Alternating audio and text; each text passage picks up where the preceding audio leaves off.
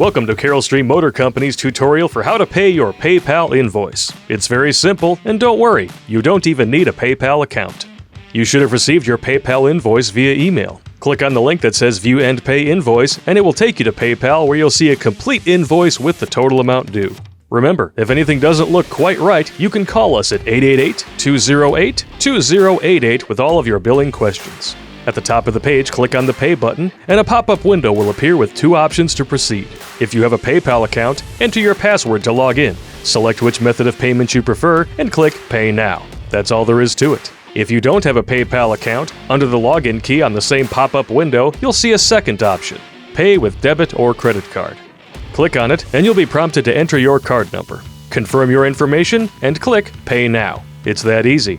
Thank you for coming to Carroll Stream Motor Company, and we hope this tutorial makes our easy checkout process even easier. For full stock listings and further details, go to carrollstream.com.